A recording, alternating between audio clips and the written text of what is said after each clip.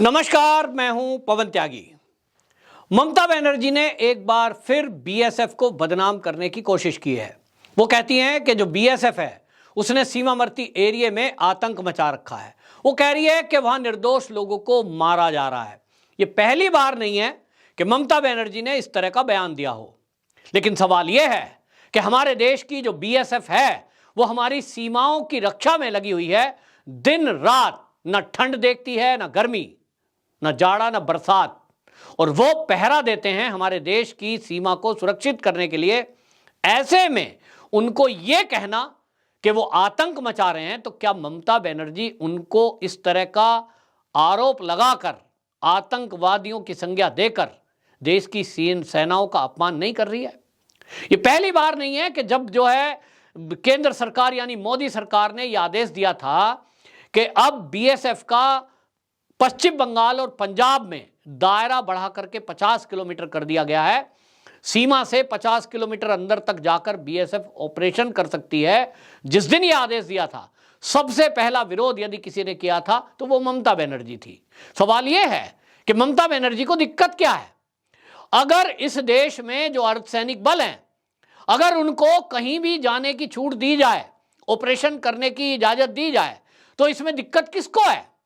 केवल उन लोगों को दिक्कत हो सकती है जो गलत काम कर रहे हैं, जो बॉर्डर पार आकर घुसपैठ कर रहे हैं।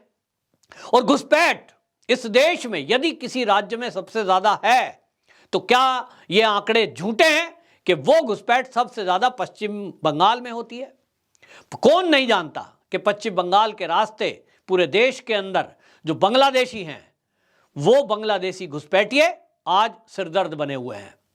लगभग एक अनुमान के अनुसार लगभग 5 करोड़ बांग्लादेशी घुसपैठिए वो पश्चिम बंगाल के रास्ते भारत में एंट्री करते हैं, फिर वहां उनको सुविधाएं दी जाती है और उसके बाद वो भारत के अन्य हिस्सों में जाकर के फैल जाते हैं।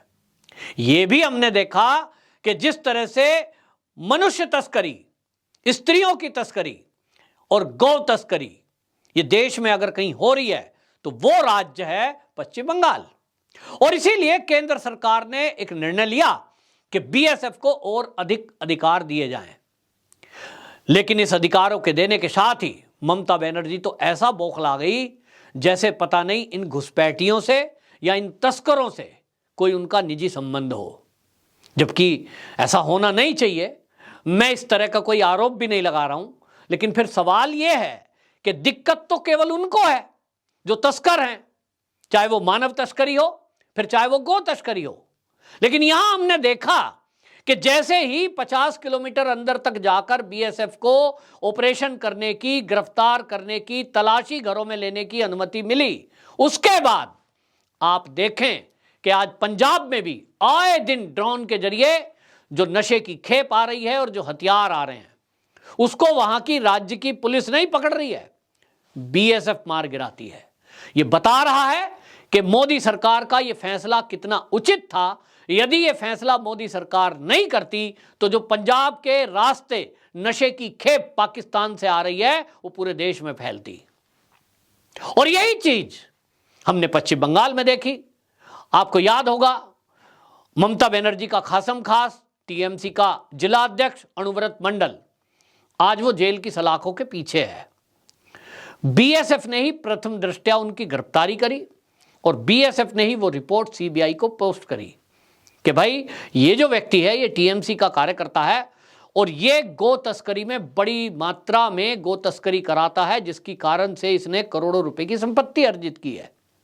तथ्यों की जांच हुई और उन जांचों में यह पाया गया कि अरुणत मंडल के जरिए वास्तव में गो तस्करी की जा रही है और जिसके कारण एक साधारण सा कार्यकर्ता एक कुछ ही दिनों में वो करोड़पति बन जाता है। तो बीएसएफ की इस कार्रवाई से आज वो जेल के अंदर बंद है। लेकिन ममता बनर्जी कहती है कि ये जो है इस तरह का काम करके बीएसएफ ने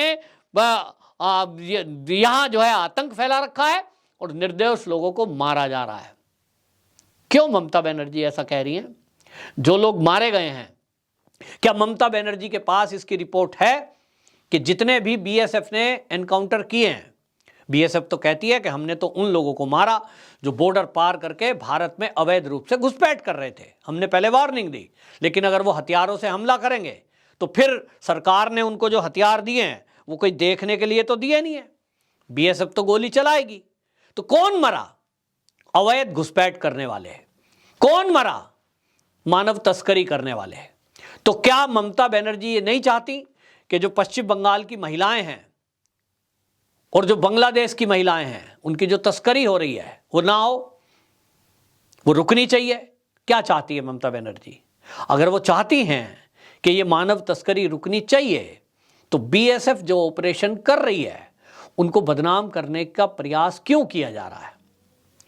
आखिरकार इस तरह की भाषा बोलने से क्या जो जनता है, खासतौर पे पश्चिम बंगाल की, वो उन बीएसएफ के जो अधिकारी हैं और जो सैनिक हैं उनको क्या इस नज़र से नहीं देखेगी कि ये तो अत्याचारी हैं? हमारी तो मुख्यमंत्री बोल रही है ये तो निर्दोषों पे हमला करते हैं। ममता बनर्जी कहीं ना कहीं उन अपराधियों के साथ खड़ी हो गई है इस तरह के बयानबाजी से कि जो अपराध में लिप्त हैं, जो अवैध घुसपैठ करा रहे हैं।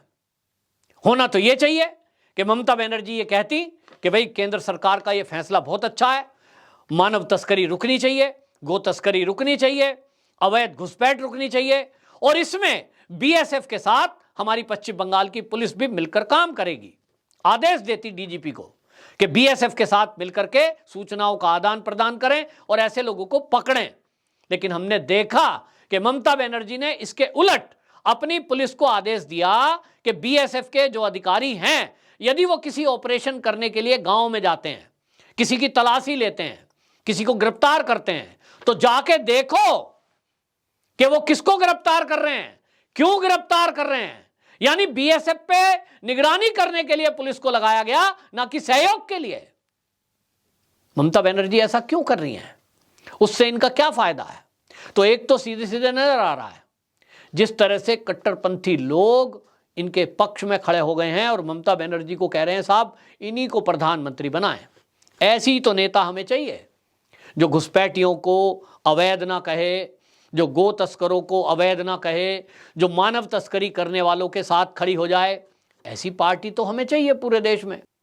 पूरा बांग्लादेश यहीं शिफ्ट कर दो, ममता बनर्जी को वोट करो। आज पश्चिम बंगाल में है, कल को पूरे देश में ये डेमोग्राफी चेंज कर दो। ममता बनर्जी 2024 में प्रधानमंत्री बनने का सपना देख रही हैं और उनको लगता है कि इसी बेस पर पूरे देश के जो राजनीतिक दल हैं, जो विपक्ष है, वो उनको एक मजबूत नेता के रूप में समझेगा और उनको पीएम फेस बना देगा। ये सपना है, सपना देख रही हैं। लेकिन आपको याद होगा अभी कुछ ही दिनों पहले पश्चिम बंगाल के अंदर ही मौलानाओं के एक कार्यक्रम में मौलाना ने बाकायदा ये बोला है कि ममता बनर्जी पूरे षड्यंत्र के तहत जो मदरसा बोर्ड है और जो अल्पसंख्यकों के कल्याण का बोर्ड है, दोनों में कट्टरपंथी लोगों को आगे बढ़ा रही है। यानी उनके अध्यक्ष, उनके मेंबर, उन्हीं लोगों को बनाया जा रहा है। क्यों भाई? जो बरेलवी हैं वो सॉफ्ट कॉर्नर हैं, तो राष्ट्रहित की बात करते हैं। सवाल उन्होंने उठाया कि बरेलवी जो हैं, बरेलवी मान्यता वाले मुस्लिम, उनको क्यों नहीं बोर्ड में रखा गया, उनके मदरसों को क्यों नहीं बढ़ावा दिया जा रहा।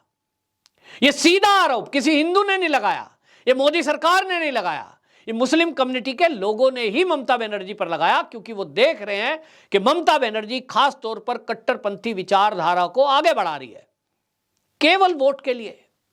तो क्या देश पीछे हो गया है? राजनीतिक लोगों के लिए सत्ता पहले हो गई है? पश्चिम बंगाल के लोगों की माने तो जिस तरह की हिंसा होती है, लोगों को जला दिया जाता है, मार दिया जाता है, वीरभूमि की हिंसा को किसने भूल लिया? सबको याद होगा। लोगों को, हिंदुओं को घरों में जिंदा जला दिया गया था। इस तरह की घटना पश्चिम बंगाल में हो रही हैं, चुनाव के बाद से लगातार हो रही हैं।